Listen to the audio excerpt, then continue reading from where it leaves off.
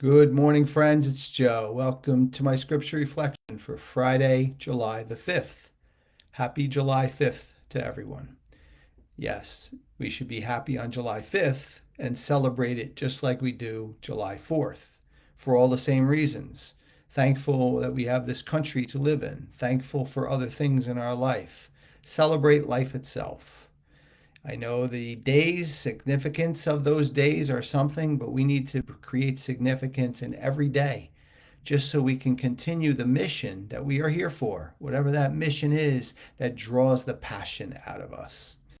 So hopefully all the animals in your neighborhood are okay. I didn't like the fireworks. I'm never a fireworks fan. I've mentioned that. However, it looked like it was a little bit better than normal around here, and I'm thankful for that. Any improvement we are thankful for. So, with that in mind, I will ask you now, as I always do, to quiet your minds and hearts as we prepare to hear today's gospel, which is from St. Matthew, chapter 9, verses 9 through 13. As Jesus passed by, he saw a man named Matthew sitting at the customs post. He said to him, "Follow me." And he got up and he followed him. While he was at table in his house, many tax collectors and sinners came and sat with Jesus and his disciples. The Pharisees saw this and said to his disciples, "Why does your teacher eat with tax collectors and sinners?" He heard this and said, "Those who are well do not need a physician, but the sick do. Go and learn the meaning of the words, 'I desire mercy, not sacrifice.' I did not come to call the righteous, but sinners." What I'd like to focus on today in our time together is Matthew's incredible listening skills. Jesus called Matthew, and as you heard in the first part of that gospel, he got up and followed him immediately. His listening skills and his ability to comprehend Jesus' call to him had no or very little distraction. Listening requires focus. Listening to the most important things in life means we need to shield out those that are not as important.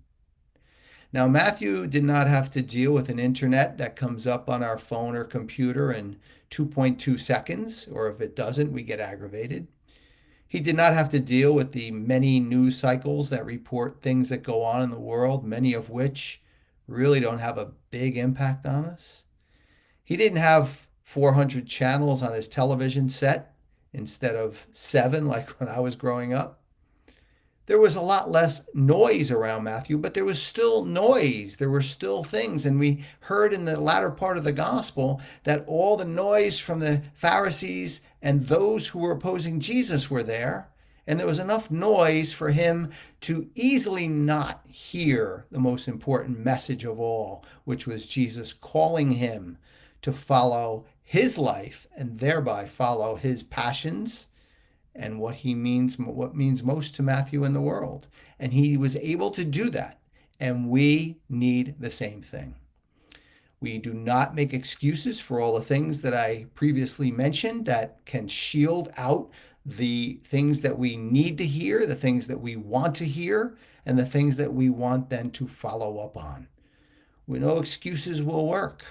Whatever the noises are, we must do what we do to shield them out and do as Matthew did and respond with that urgency, respond with that excitement, respond with that passion to follow the passion that is deep within each and every one of us. This is called commitment. As I always say, it's all about commitment and compassion. And yes, you will certainly be able to lead more self-compassionate life and compassion for others when you're able to do as Matthew did and focus on the most important message and shield out the rest. Well, my friends, that's my message for you on this Friday. I'm glad to be with you as always. I always welcome your comments and your thoughts. I always appreciate your presence here with me. I want to say that enjoy this day as best you can.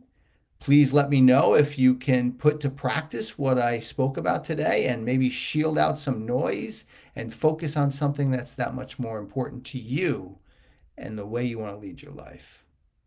I wish you all a wonderful Friday, And I look forward to seeing you back here on Sunday. Take care, everyone.